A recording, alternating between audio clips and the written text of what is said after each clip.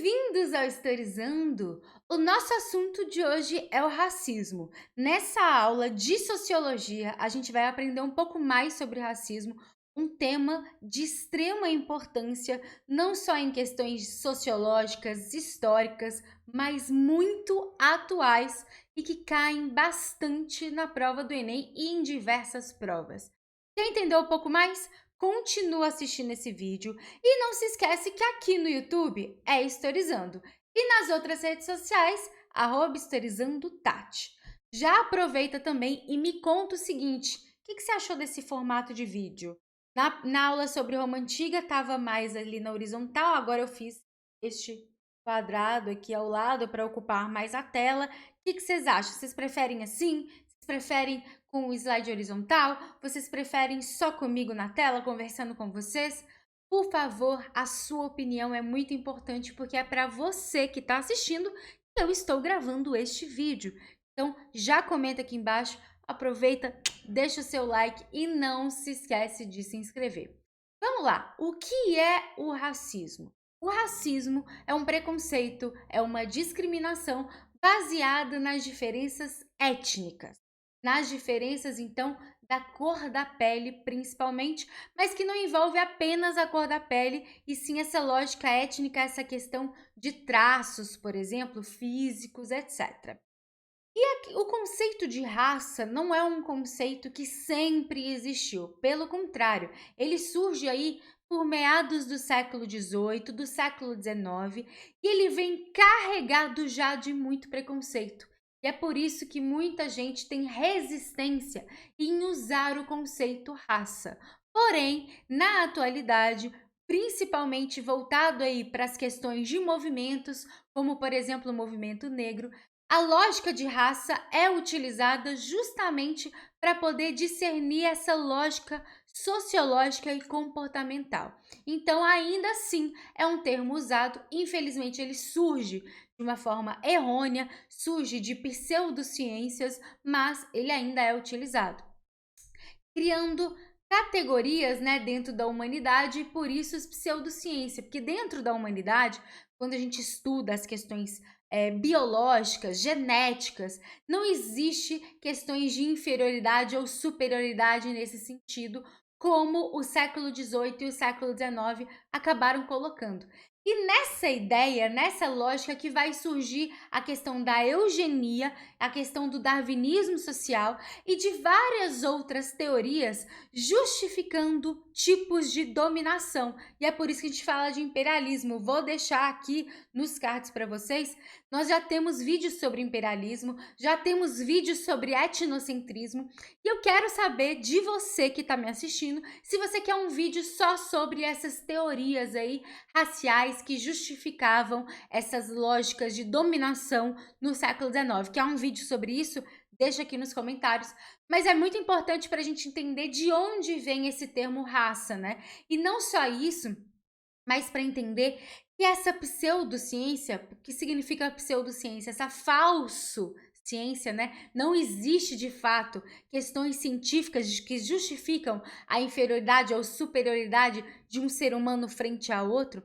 Mas tudo isso surgiu nessa ideia imperialista, nessa ideia de que eu posso dominar o outro porque eu sou melhor, eu sou superior, eu sou maior que o outro.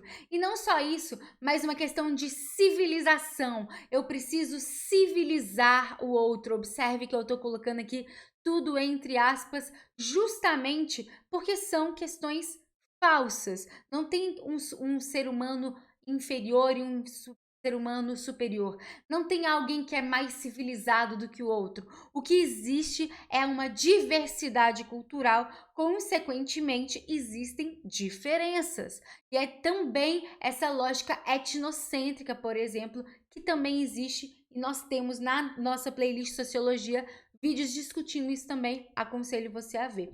Lembrando que todos esses vídeos de sociologia servem muito, mas muito mesmo, para o seu repertório sociocultural, tá? E isso é importante para a vida e, se você está pensando mais em pontos nesse momento, para a sua redação. Existem aí alguns tipos de racismo, mas isso não quer dizer que eles andem separados, eles andam separados, pelo contrário, eles andam juntos. Então, nós temos o racismo chamado de estrutural, que é uma construção cultural, é uma lógica cultural. Então, a gente já nasce dentro dessa cultura, então por isso o racismo estrutural. E como a gente nasce nela, por mais que, por exemplo, a gente não, como eu posso dizer, não cometa questões de propósito, já pensando naquilo, a gente comete atos racistas pela nossa criação, pelo acesso à mídia, pelo acesso à internet, já tem toda nas entrelinhas aí uma estrutura racista, por isso a questão estrutural. E por isso o desafio é muito maior de quebrar essa lógica, né? Porque já está aí enraizado na nossa sociedade, infelizmente. Então, muitas das vezes a gente comete atos que a gente não percebe, ou então a gente está inserida nessa estrutura e não percebe. Vou te dar um exemplo. Por um acaso, você, quando vai ao shopping, quando vai a uma exposição de arte, enfim, qualquer um desses lugares de entretenimento, né, de você se divertir, etc., você repara quantas pessoas negras e quantas pessoas brancas tem nesse lugar? Geralmente não, né? Agora, pensa comigo, se você estivesse no restaurante, e aí eu falo pela estrutura, tá? Pela estrutura. A maioria das vezes as pessoas não reparam que, se por exemplo tivessem só pessoas brancas consumindo no restaurante, só pessoas negras servindo, ou nem isso, muitas das vezes esses lugares não contratam pessoas negras dependendo de que lugar for. Então, se você está num lugar inserida que só tem pessoas brancas, isso é claro. Se você também tiver também inserida nessa lógica, se você for branca também, muitas das vezes você não repara. Já parou para pensar nisso? Eu já parei para pensar nisso e hoje eu consigo aí observar mais meu olhar. As propagandas, por exemplo, muitas das vezes as propagandas só tem pessoas brancas. E a maioria das vezes, as pessoas não se incomodam com isso, tipo, não acham estranho isso. Agora, o contrário, a pessoa já fica meio assim, nossa, que diferente, né? O exemplo lá do filme do Pantera Negra. O filme é basicamente feito por pessoas negras. E aí as pessoas acham aquilo que diferente. Isso é estrutural. Não tô falando que você acha bom ou ruim, não é isso. Não é que você acha ruim. Não, é estrutural porque você acha diferente. E assim, a maioria das pessoas, pelo menos no Brasil, são pessoas negras. Por que seria diferente, por exemplo, uma propaganda só com pessoas negras? Deu para entender? Essa é a questão estrutural. Tem a questão institucional, que também não é muito explícita, mas que geralmente é realizada de uma instituição perante a sociedade, perante as pessoas, que vai beneficiar pessoas ou não, de acordo com a cor da pele. Por exemplo, como eu estava dizendo, contratações. Tem lugares que não contratam pessoas negras. Poxa, por quê? Né? Não contratam. Sem nenhuma justificativa aí plausível para isso, né? Então, julgar a pessoa pelo nível de inteligência, pelo nível de sabedoria, de conhecimento, julgar a pessoa de qualquer forma ali através da cor também pode ser uma questão institucional. E o racismo direto, né? Que aí é uma questão, como eu disse, direta, uma questão do ódio, uma questão de chamar, por exemplo, de nomes, né? Infelizmente, a gente consegue observar isso em vários lugares. Um dos primeiros que vem à minha cabeça é quando a gente fala de futebol, né?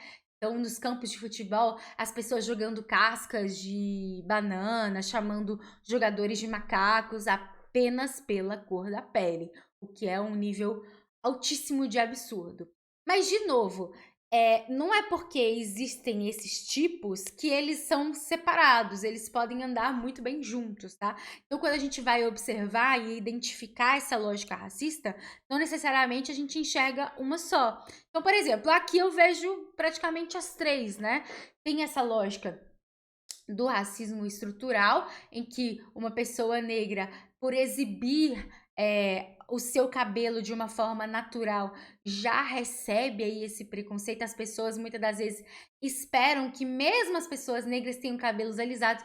Hoje, ainda bem, isso tá mudando. Infelizmente, não numa velocidade que eu gostaria, que muitos gostariam, mas isso tá mudando, né? A questão dos cabelos, da aceitação, principalmente da mulher negra. Isso é muito importante, são discussões importantes. E aqui uma atriz global famosa, Thaís Araújo, sofrendo inúmeros preconceitos raciais. Não sabia que no zoológico tinha câmera, cabelo de lavar louça. A própria forma de chamar, né, cabelo ruim. Não existe um cabelo bom e um cabelo ruim. Existe uma estrutura de cabelo diferente, né? É uma questão genética também, né? O cabelo não é pior que o outro porque é liso, porque é ondulado, porque é crespo. Não existe isso. Mas hoje, até hoje, as pessoas chamam, meu cabelo é ruim, eu tenho cabelo ruim, ou a fulana tem cabelo ruim. Entende?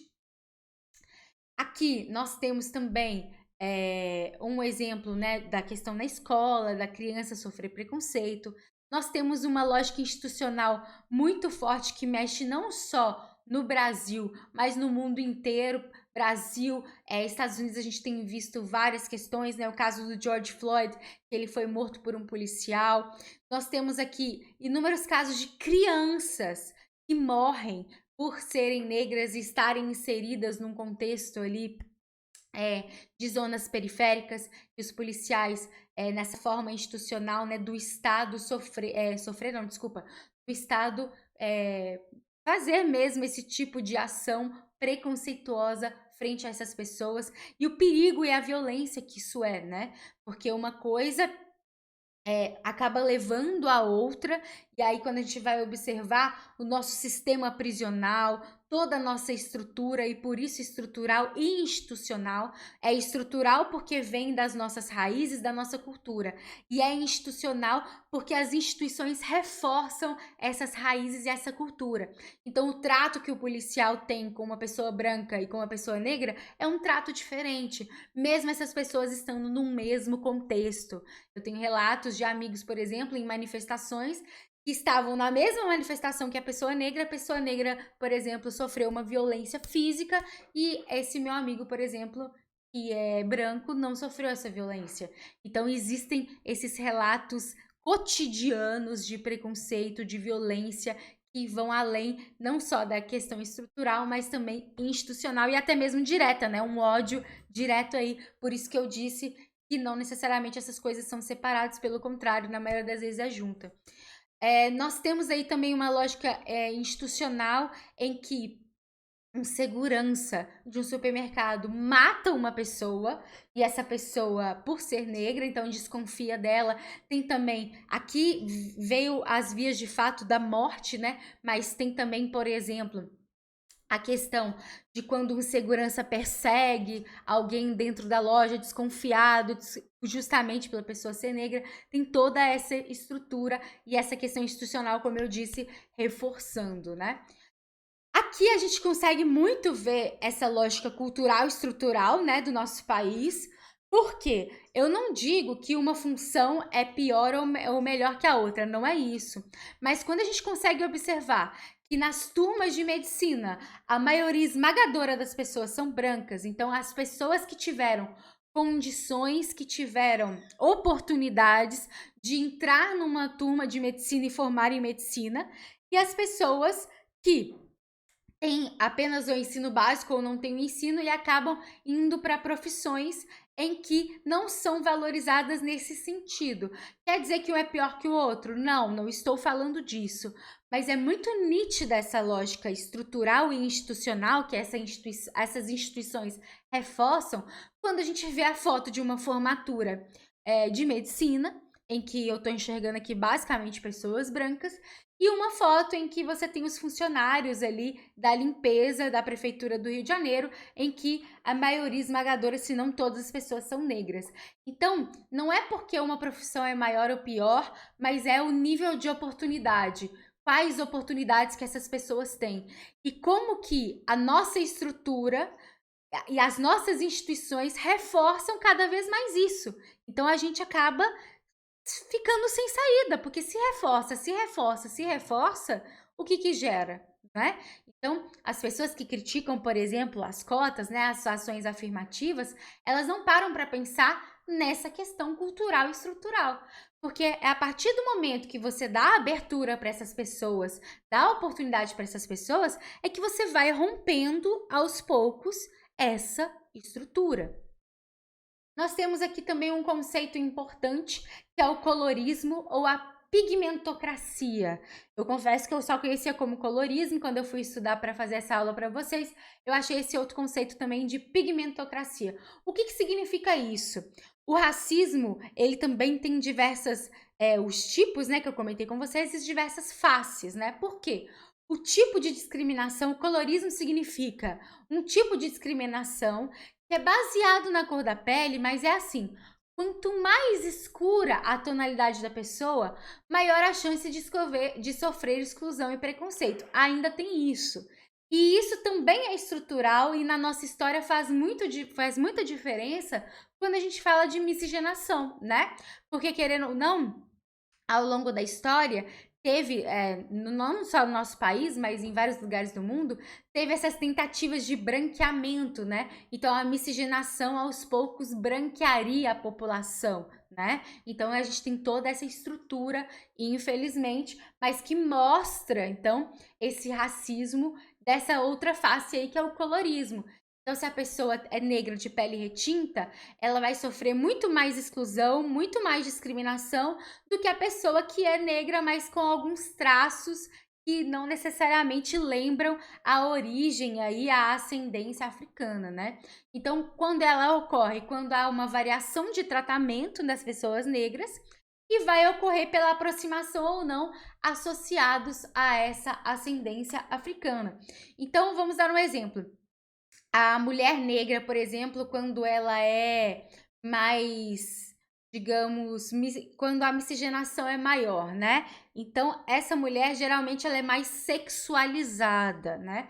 Enquanto, por exemplo, o homem negro de pele retinta, ele acaba sofrendo mais com essa lógica de violência policial, de desconfiança. Então, existem essas diferenças. Por exemplo, quando a pessoa já é negra, mas de uma pele mais clara, e ainda alisa o cabelo, o que muitos dizem, que falam da passabilidade, né? De muitas das vezes, não é negro, né? Então, assim, esses disfarces, entre aspas, que as pessoas, que tem no olhar das pessoas, na estrutura, e que fazem existir essa lógica de mais ou de menos preconceito.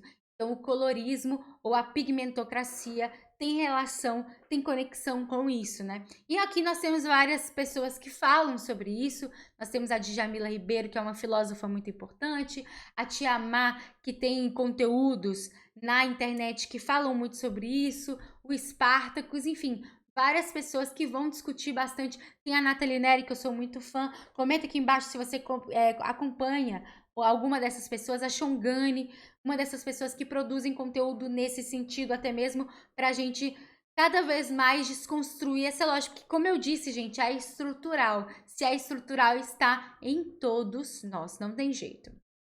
Aqui um pequeno histórico brasileiro.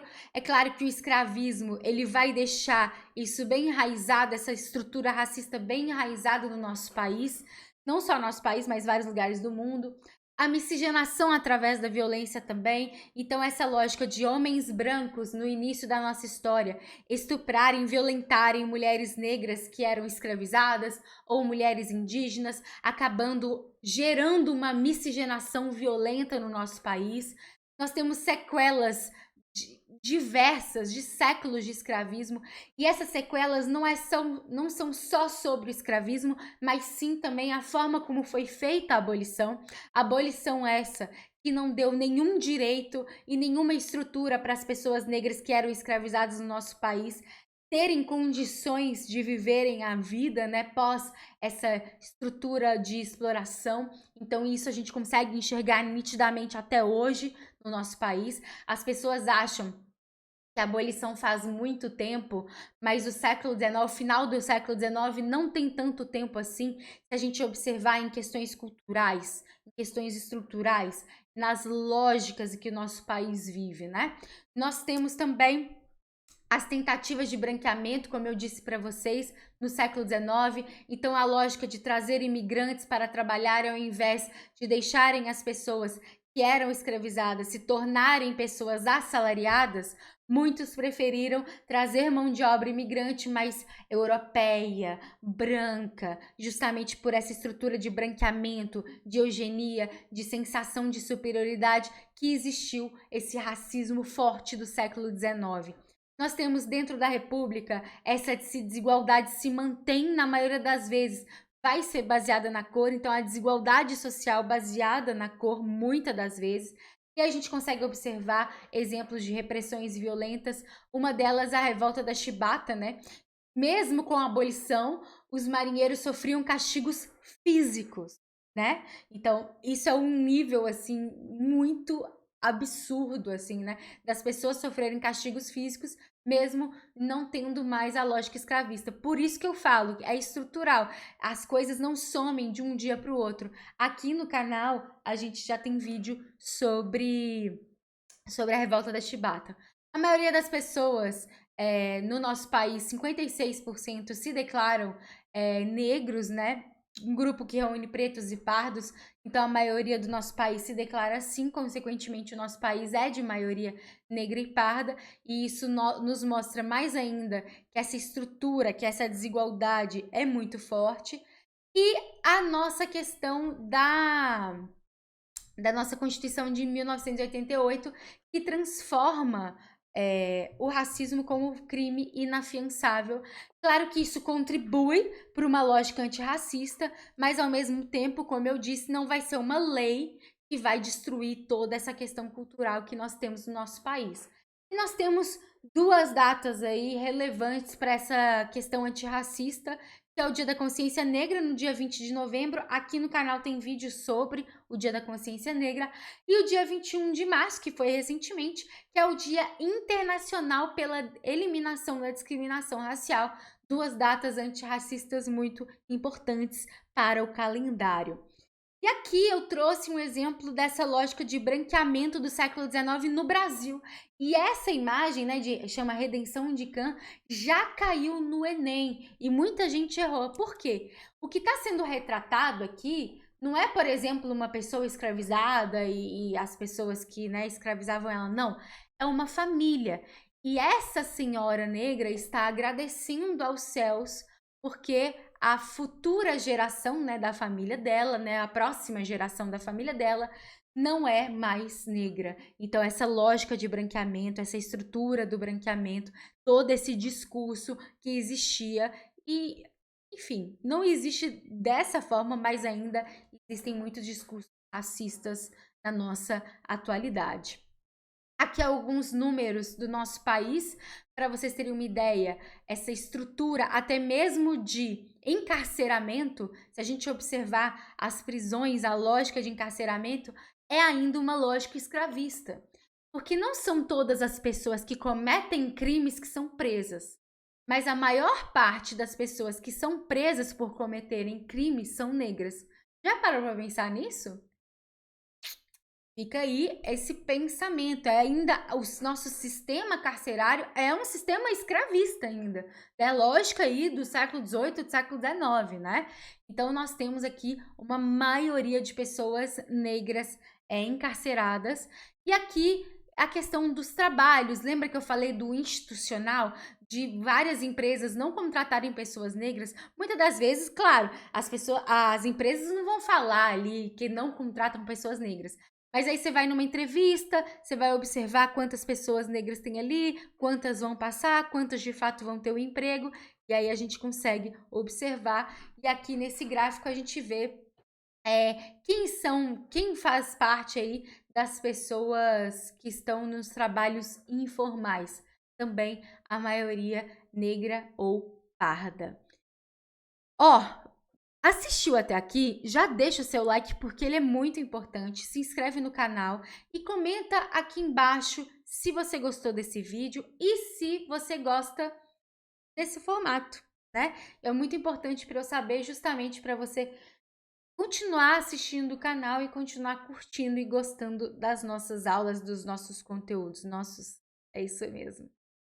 Eu agradeço muito a sua atenção, lembrando que aqui é Historizando e nas outras redes sociais, @historizandotati. Um beijo e até a próxima.